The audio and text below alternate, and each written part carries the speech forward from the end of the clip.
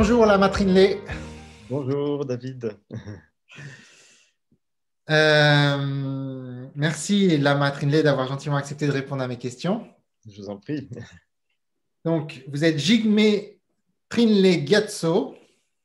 C'est cela. Vous êtes poète depuis l'enfance et moine bouddhiste dans la tradition tibétaine, comme on peut le deviner à l'écran.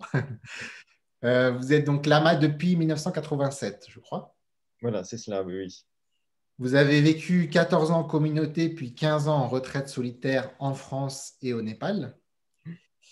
Ensuite, continuant votre vie d'ermite et de poète en Vendée, vous partagez votre expérience humaine et spirituelle par l'écriture, la lecture et la musique, lors de séances ou de retraites collectives de méditation et lors de conférences en France et en Europe. Mhm. Vous êtes l'auteur d'une douzaine de livres, en majorité poétiques et illustrés par des artistes peintres et plasticiens. Le dernier livre en date qui va sortir en juin, je crois, c'est ça ce que vous m'avez dit? Oui, c'est cela, oui, oui. Donc, il s'intitule Les roses de l'an de vieille et autres horizons. Et j'espère pouvoir l'afficher à l'écran maintenant.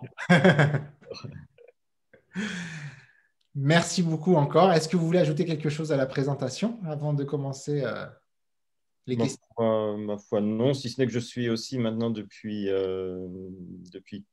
plus d'un an aumônier en milieu hospitalier, aumônier de l'Union bouddhiste de France. Et vous agissez sur deux villes, je crois, non? Les Sables d'Olonne et En fait, c'est sur toute la Vendée, donc il y a 5 centres hospitaliers en Vendée. c'est parti. Allons-y. Première question. La vie a-t-elle un sens? Qui sait? J'avais envie de répondre qui sait. Euh, Comme à vos questions, je pense aussi, c'est peut-être un petit préambule que je voulais faire. Euh, En général, dans la tradition bouddhiste, on dit qu'il y a plusieurs manières de répondre aux questions, soit par une réponse, soit par une contre-question, soit par le silence. Mhm. Et quand vous m'aviez contacté pour me dire les questions que vous souhaitiez poser, en fait, les questions que vous avez envie de poser sont des questions auxquelles le Bouddha ne répondait pas forcément. Ouais. et, et puis, je dois dire que dans ma tradition, dans ma lignée spécifique du bouddhisme tibétain, qui est la lignée Drukpa, une lignée de méditants et de yogis, euh, on préfère trouver par soi-même les réponses, trouver les réponses en nous-mêmes, Mhm. par la pratique méditative. Bien sûr, il y a aussi l'étude, la réflexion, mais je tenais à dire cela d'emblée parce que ça me semble vraiment terriblement important, surtout à notre époque où voilà, tout est, on dit on est à une époque où tout est un peu dévoilé, tout est donné, on trouve tout sur les réseaux, par exemple. Et euh, peut-être c'est trop facile aussi voilà, d'avoir les réponses à tout trop facilement. Et surtout, je dirais voilà, par rapport à ma tradition, en fait, le fait de suivre une voie, de suivre une pratique spirituelle fait entrer dans une expérience. C'est pas seulement dans une compréhension ou un questionnement intellectuel. Et ce qu'il arrive avec les expériences que l'on peut avoir au cours de la pratique ou de la méditation, c'est que la compréhension, du coup, la compréhension qui naît de l'intérieur, qui naît de l'expérience, est une compréhension profonde avec une certitude. Et cela amène beaucoup de joie intérieure, et amène aussi ce qu'on appelle une bénédiction. Euh, et une simple réflexion intellectuelle ne donnera pas le même résultat. C'est pourquoi un de mes maîtres disait le bouddhisme, c'est l'expérience. Alors certes, je n'ai voilà, j'ai pas répondu favorablement à votre demande pour parler du bouddhisme et pour faire l'apologie du bouddhisme, bien sûr. Hein. Mais mais c'est quelque chose, voilà, par rapport à ma tradition que je tenais à rappeler. Donc, c'est une voie d'expérience et cette expérience permet la compréhension. Et quand c'est une compréhension expérientielle, eh bien, à ce moment-là, il y a la joie intérieure et puis euh, oui, comme je disais, cette joie qui s'accompagne vraiment, vraiment une sorte de certitude intérieure. Donc, il y a les doutes peuvent être éliminés, notamment par rapport à ces grandes questions que vous abordez euh, et qui peuvent être en fait discutées sans fin. Le Bouddha disait peut-être c'est bon de ne pas trop s'interroger sur ces questions euh, et plutôt d'avoir une pratique, d'être dans une pratique. Mhm. Et les réponses vont venir d'elles-mêmes, en fait. Et si vraiment, d'emblée, j'ai un souhait à faire vraiment pour tout le monde, c'est que je ne souhaite pas particulièrement apporter des réponses, Mhm. mais peut-être insuffler, induire un petit peu cette motivation, cette envie ou cet élan vers une voie, vers une pratique, quelle qu'elle soit, euh, pour entrer plus dans une expérience plutôt que dans une soif de savoir. Bien sûr. Est-ce que c'est ce côté expérientiel du bouddhisme qui vous a amené à cheminer dans cette voie spirituelle plus qu'une voie qui pouvait être chrétienne? Parce que je crois que vous avez au départ découvert alors, la spiritualité, la mystique avec Saint Jean de la Croix, je crois, j'ai pu Oui, lire ça. oui, oui, oui, tout à fait, tout à fait. Oui, oui, oui, oui. Grâce à ma professeure de piano qui avait été carmélite à l'âge de 16 ans et qui m'avait ouvert comme cela à la spiritualité en général et en particulier, oui, grâce aux écrits de Saint Jean de la Croix. Et donc, c'est ensuite, qu'est-ce qui vous a amené à aller plutôt vers une voie bouddhiste? Est-ce que vous pouvez en dire un peu plus? C'est toujours intéressant. Eh bien, je dirais c'est l'étude d'abord des textes. Bien sûr, la spiritualité, la mystique de Saint Jean de la Croix, la poésie aussi de Saint Jean de la Croix me plaisait énormément, ainsi que la découverte d'autres traditions, hein, comme le soufisme, l'hindouisme avec Mahananda Mahi, par exemple, hein, des mystiques et des saints de cette trempe, si on peut dire. Et puis, euh, et puis finalement, quand j'ai découvert la philosophie bouddhiste, c'est vraiment cette philosophie qui m'a tout à fait convaincu. D'accord. Mais c'est passé par le mental avant, malgré tout. Oui, Non? Voilà. oui, oui, oui, oui, oui. D'accord. Et en même temps, bien sûr, la méditation, la réflexion, puis la méditation sur ces écrits. Mais oui, c'est d'abord l'aspect philosophique, ce que nous appelons la vue philosophique. D'accord. Et au fait, aussi le fait qu'il n'y ait pas de croyance d'emblée euh, euh, par rapport justement à l'existence d'un Dieu qui va être une question. C'est possible, c'est possible. J'ai cru comprendre. Euh, et donc, je trouve que c'est très intéressant justement voilà, quand on mène sa recherche, bien sûr, on a besoin d'apports de textes ou de paroles. Donc, c'est aussi pour ça, voilà, je ne pouvais pas non plus refuser, et surtout quand j'ai vu que vous aviez des intervenants très, très intéressants, même des intervenants de haut vol euh, sur votre chaîne. Alors, moi, je suis très humblement, voilà, juste un moine qui suit son chemin, hein, mais euh, par rapport au sens de la vie, justement, Mhm. euh, je ne peux pas nier que en tout cas, je lui ai donné un sens. J'ai voulu lui donner un sens. Et peut-être c'est ça la réponse. Est-ce que l'on peut vraiment répondre, en tout cas philosophiquement parlant, que la vie est un sens? Je ne sais pas, comme je vous disais, qui sait? Et puis, qui est... Vous venez de dire que la vie est un sens, hein. Vous venez de dire ça, je crois. Je parle euh, Le verbe être, là, vous avez utilisé la non, vie. non, non, non, non, non, non, Ah, la vie. que la vie est un sens AIT. Ah, pardon, pardon, pardon. Vous allez déjà dire que c'est la vie qui est le sens, en fait. Mais d'abord, avant de dire que peut-être la vie est le sens, mais d'abord, qui est ce sujet qui cherche le sens de la vie?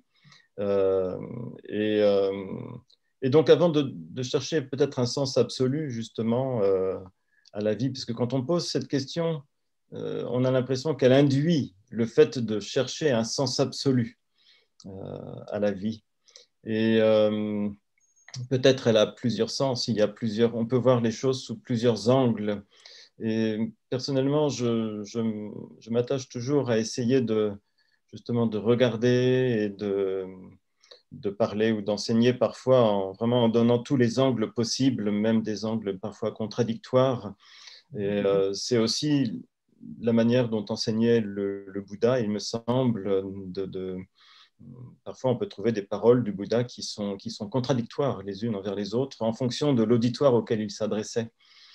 Et de nos jours, nous sommes appelés à parler à un ensemble de personnes qu'on ne connaît pas. Mais ça aussi, c'est intéressant au niveau de la pédagogie, de pouvoir adapter les paroles.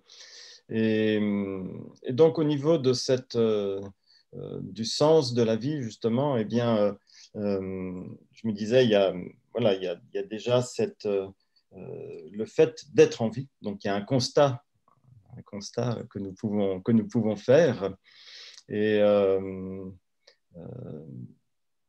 peut-être dans ma tradition, nous dirions qu'il s'agit d'un résultat karmique. Cette vie, cette existence est comme un résultat karmique. Et dans cette vie, dans cette existence, nous expérimentons différentes choses. Et je dirais en tout premier, quand nous parlons de la vie, la première chose qui vient, en fait, c'est qu'il faut survivre déjà dans ce monde, dans cet environnement. Alors, peut-être nous, en Occident, nous avons un environnement maintenant qui est, pour une certaine partie de la population, assez privilégiée et assez confortable. Je dirais, nous naissons de manière assez confortable et dans un environnement assez, que nous pouvons appeler assez protégé, même peut-être si c'est illusoire et si ça ne l'est pas autant avec tout ce que nous découvrons actuellement. Mais dans d'autres milieux, dans d'autres sociétés, la naissance et les premiers moments de la vie sont déjà une survie. Et donc, on peut peut-être déjà se demander si cette question de se poser le sens de la vie, si ce n'est pas déjà aussi un questionnement qui est lié au fait de naître dans un contexte assez favorable. Dans un contexte plus défavorable pour beaucoup d'êtres humains, riche, quoi. Oui, on peut dire ça. Pour beaucoup d'êtres humains, il va s'agir de survivre et peut-être cette question-là n'aura même pas le temps de venir à l'esprit tellement il faut survivre, il faut agir pour survivre. Et, est-ce que le sens de la vie, justement, va être le même ou va être différent pour ces personnes et pour nous? C'est une interrogation que l'on peut avoir. En tout cas, je pense que c'est assez positif de vouloir donner un sens à la vie, de vouloir chercher le sens de la vie. Cela permet aussi de développer plein de qualités intérieures, je dirais, au niveau de développer l'intellect, développer aussi les relations. Et le sens que l'on peut donner à la vie va bien sûr dépendre de chacun. Et c'est pour ça que je ne souhaite pas forcément apporter une réponse qui soit comme une réponse définitive à cette... Est-ce que les notions de compassion, d'altruisme, qui sont assez fortes dans le bouddhisme, est-ce qu'elles font partie d'un sens plutôt absolu de la vie, ou est-ce que vous ne les mettrez? Je pense qu'elles font partie de... Il y a toujours deux niveaux. Il y a toujours deux niveaux. Il y a on pourrait dire l'amour ordinaire, la compassion ordinaire pour les êtres que l'on affectionne, ou alors quand nous voyons un être qui souffre, là, immédiatement, la compassion peut naître en nous. Et un être malheureux, si nous souhaitons pour lui le bonheur, là aussi, ça va être un amour ou une compassion conditionnée, si vous voulez, par ce que vit l'autre. Mais dans la tradition bouddhiste, nous cherchons à développer un amour illimité et une compassion illimitée. Et pour cela, il faut déjà développer une équanimité illimitée, qui va engendrer une joie illimitée, qui elle-même va engendrer une compassion illimitée, qui elle-même va engendrer l'action d'amour illimitée, qui ne va pas être conditionnée par les circonstances, par le fait que l'autre vit telle ou telle chose, mais par la compréhension intérieure que la plupart des êtres sont dans l'ignorance par rapport à leur propre nature. Et je dirais, le sens, c'est justement de chercher cette véritable nature, de s'éveiller à cette véritable nature. C'est le sens, en tout cas, que nous donnons dans la tradition bouddhiste, et c'est aussi le sens que personnellement, je vis, que je pratique, et que je suis, et que j'ai donné à mon existence. Eh bien, je vous propose de parler un petit peu de cette véritable nature dans la deuxième question. Hein? D'accord. Deuxième question. Dieu pour vous, c'est? Un concept. Je dirais c'est un mot, c'est un nom et c'est un concept. Je le vois surtout, moi, comme un concept. Il renvoie à quelque chose? D'abord, je dirais peut-être quelque chose qui va choquer les personnes qui sont théistes ou polythéistes. Moi, je m'inscris dans une tradition qui est non théiste, mais qui n'est pas, je dis toujours, qui n'est pas antithéiste. Mais là encore, du point de vue philosophique, je pense que le concept de Dieu est un concept qui a été créé par l'homme, contrairement aux traditions théistes qui pensent que l'homme a été créé par Dieu. Mais, et donc, après, tout dépend de la définition que les théologiens vont mettre sur le mot Dieu. Et en tant que pratiquant bouddhiste, je ne suis pas le mieux placé pour parler de Dieu, puisque pour nous, on pourrait dire c'est un concept qui nous est étranger. Vous pouvez parler de la véritable nature, peut-être. Oui. Mais par rapport à ce concept de Dieu aussi, c'est vraiment, comme je disais tout à l'heure, c'est une des questions auxquelles le Bouddha n'a pas répondu. Souvent, il n'a pas répondu, ou parfois, il a dit aux gens qui venaient lui poser des questions, si vous croyez en Dieu, c'est bien, mais le plus important, c'est pratiquer. Ayez une pratique dans votre vie. Et si vous ne croyez pas en Dieu, pareil, pratiquez. Ayez une pratique dans votre vie. Et cette question et les doutes qu'elle peut engendrer, la question de l'existence ou de la non-existence de Dieu, est une question que l'on peut passer toute sa vie à se poser, justement, et en passant à côté de sa vie. Donc, il ne faut pas être non plus, je pense, obnubilé par cette question. Et je ne veux pas l'éluder parce que c'est une question qui me semble assez importante de nos jours, où il y a des montées d'extrémisme, où les communautés, même les communautés bouddhistes, connaissent aussi des extrémismes et des renfermements sur elles-mêmes. Et ce que disait un de mes maîtres assez récemment, en parlant justement des extrémismes des traditions théistes et monothéistes en particulier, c'est que dès que l'on s'attache au concept de Dieu, cette notion de Dieu a tendance à devenir immédiatement un démon, dès qu'elle est prisonnière de l'attachement. Et quelque chose que je trouve formidable dans la tradition bouddhiste, c'est que, par exemple, quand nous parlons de l'éveil à notre véritable nature, nous disons que pour parvenir à cet éveil, il faut aller au-delà du concept d'éveil. Il faut se libérer de l'attachement au concept d'éveil pour parvenir à l'éveil. Et donc, je pense que par rapport à Dieu, ou l'union mystique à Dieu dont parlent les traditions théistes, je pense que c'est la même chose. C'est vraiment dans une ouverture du cœur. Donc les mystiques, par exemple, qu'ils soient des mystiques soufis, chrétiens ou juifs, peuvent parvenir à cette ouverture. Hein. Du point de vue poétique, il y a un poète que j'aime particulièrement qui s'appelle Kenneth White. Peut-être vous pourrez lui proposer peut-être d'être interviewé par vous un jour. Dans un de ses poèmes, il écrit il faut demeurer ouvert à l'ouvert, dans l'ouvert. Donc, si la notion de Dieu, si le concept de Dieu peut devenir aussi ouvert que cela, alors pourquoi pas? Et de même, dans la tradition chrétienne, par exemple, il y a une phrase de saint Thérèse de Lisieux que j'aime beaucoup et qui se rapproche un peu de la tradition bouddhiste qu'on qualifie souvent d'une immanence, mais qui n'est pas, qui a aussi au-delà de l'immanence. Cette phrase de sainte Thérèse de Lisieux, c'est je comprends et je sais par expérience que le royaume de Dieu est au-dedans de nous.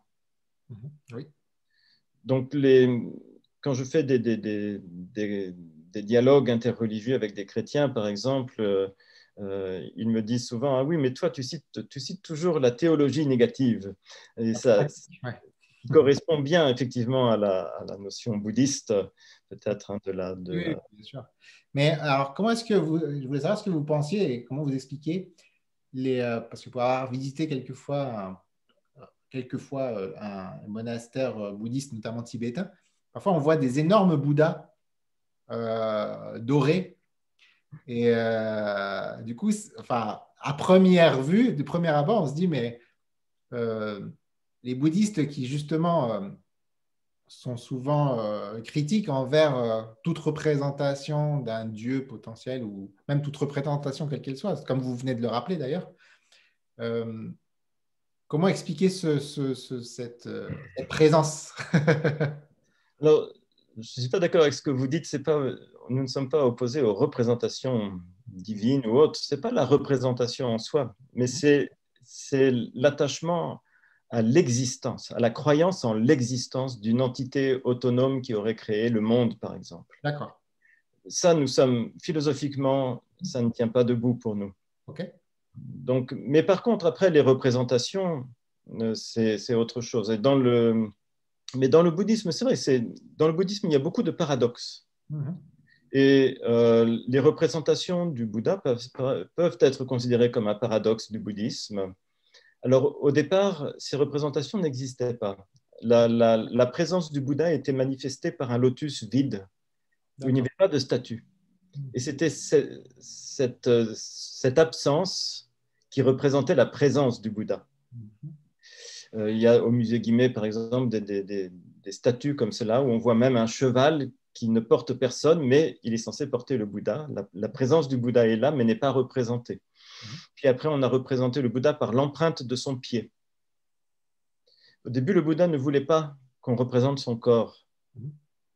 Et puis, petit à petit, les représentations sont devenues de plus en plus importantes. Les gens s'y sont sans doute attachés et elles ont été codifiées en fonction des différentes cultures des différents pays.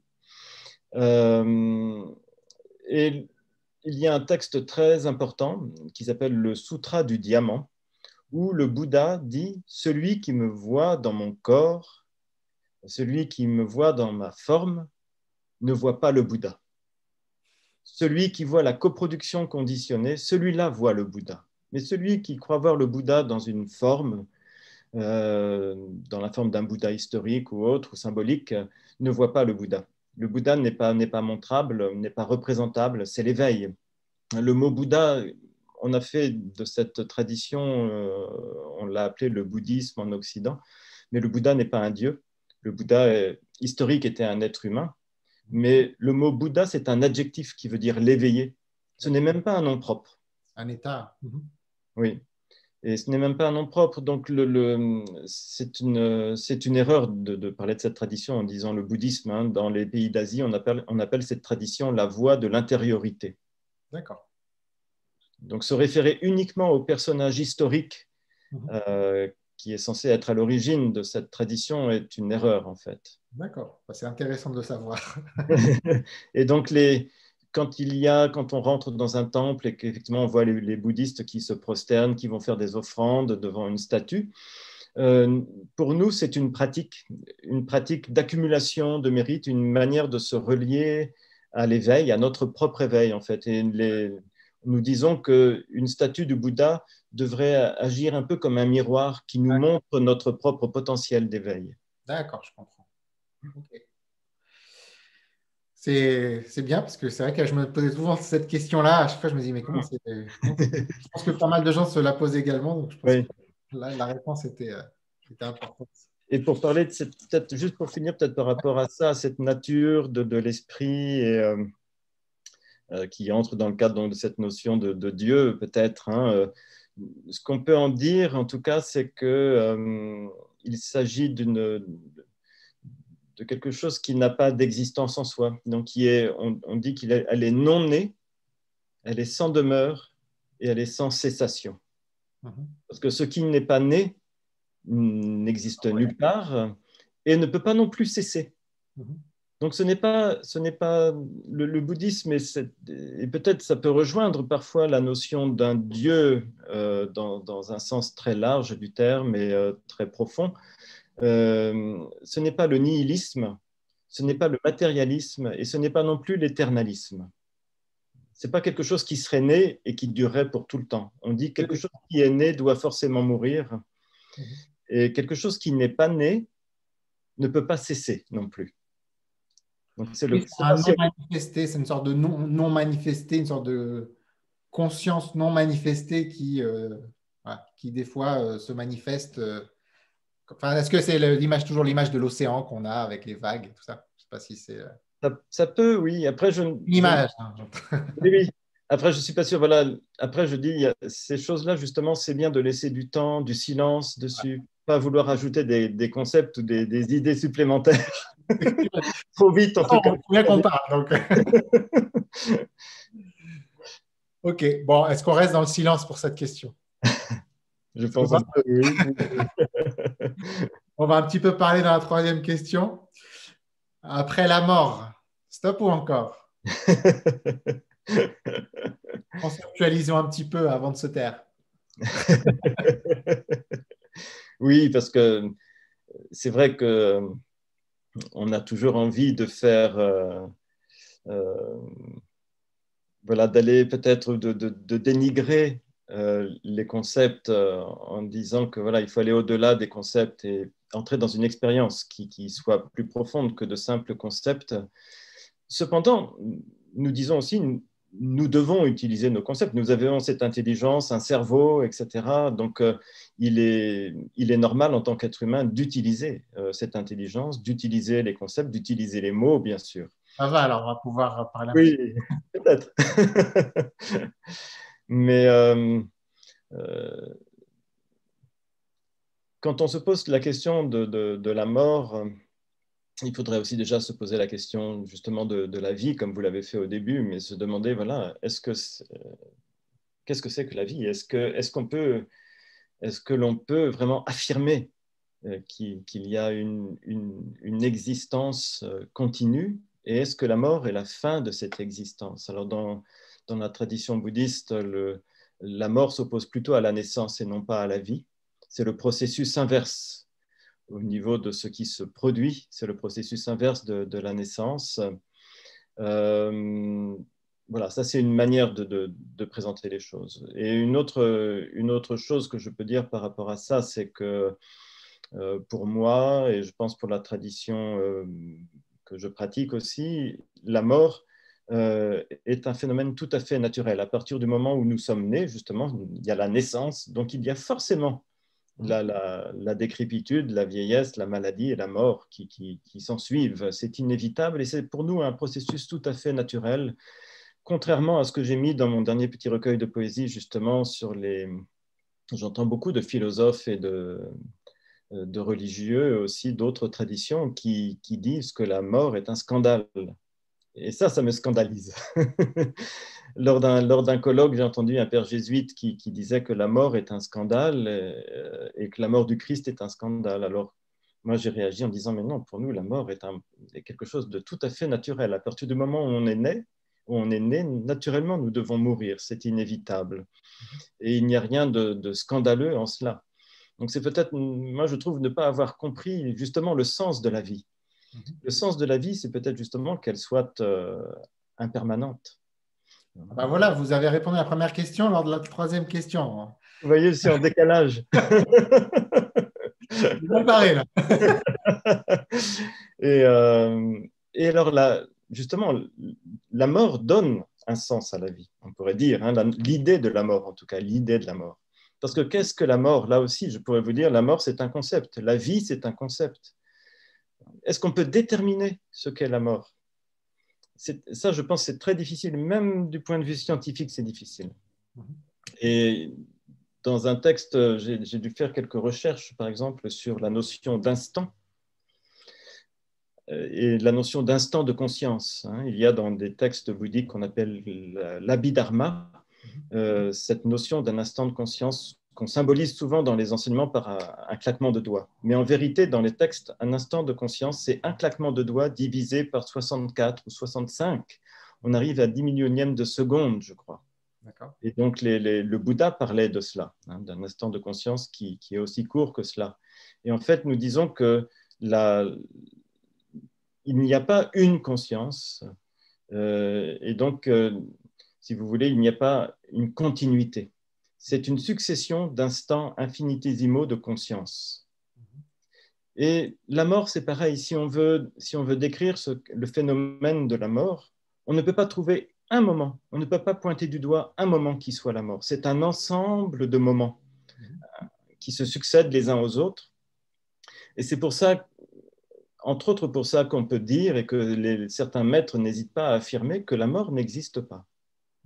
On ne peut pas pointer du doigt un moment qui soit la mort. C'est une succession de moments infinitésimaux, encore une fois, qui se succèdent, mais on ne peut pas dire c'est ce moment-là la mort. Non, non.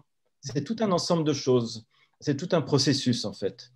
Et c'est pour ça, du point de vue vraiment philosophique et justement du point de vue expérimental, quand on pratique la méditation, on peut faire l'expérience de cela, que la mort n'est qu'une idée, n'est qu'un concept, mais qu'elle n'a pas de réalité en soi.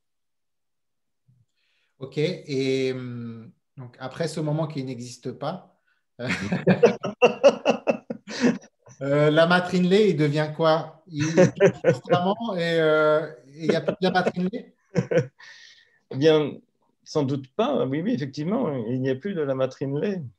En tout cas, ce qu'on appelle cet ego. Est-ce que Lama Trinley se résume uniquement à son ego? Est-ce qu'il n'y a que l'ego qui définit Lama Trinley? Vraisemblablement, le Lama Trinley, il peut être défini par ce qu'on appelle les 5 agrégats. Les 5 agrégats, l'agrégat de la forme matière, des sensations, des perceptions, de la volition et de la conscience, ou des consciences. Mais même la conscience, on la divise en 36 consciences secondaires et 8 consciences principales. Donc, il n'y a rien qui soit une chose. Il n'y a pas une entité, si vous voulez. Donc, ce mot Trinley, Lama Trinley ou tout autre nom, voilà, ça représente en fait un agrégat de choses, mais il n'y a pas une entité. D'accord. Et c'est pour ça qu'au moment de la désagrégation, au moment de la mort, eh bien, cette entité, elle est défaite. Il n'y a pas de moment de mort, donc elle n'est pas défaite. Il y a quand même, on ne peut pas nier qu'il y a une désagrégation. Il y a une D'accord. désagrégation. Le corps va se désagréger, les éléments vont se séparer, etc. Et s'il y a une conscience, elle va partir on ne sait où, mais elle ne pourra plus être identifiée à ce à quoi on s'identifie dans cette vie. D'accord. Donc, autre celui qui naît, autre celui qui meurt, autre celui qui renaît. Nous ne sommes plus le bébé que nous étions à notre naissance. Nous ne sommes plus le même. Nous ne sommes même plus l'enfant. Nous ne sommes plus le même de l'instant. J'ai toujours un petit côté enfant, moi. Hein, mais... C'est ça l'éternité, peut-être. Et donc, vraiment, nous ne sommes plus le même d'instant en instant. Même les atomes de notre corps changent. Notre mental, notre psychisme se transforme sans arrêt. Et donc, au moment de la mort, c'est la même chose.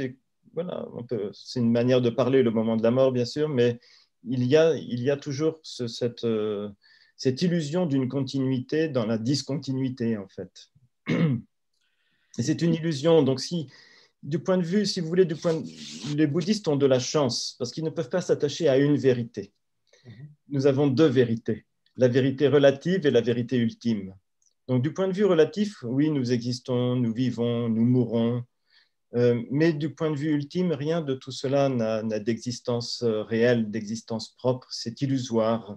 Même le karma, les gens croient que les bouddhistes croient au karma, que c'est ça qui va conditionner la renaissance après la mort.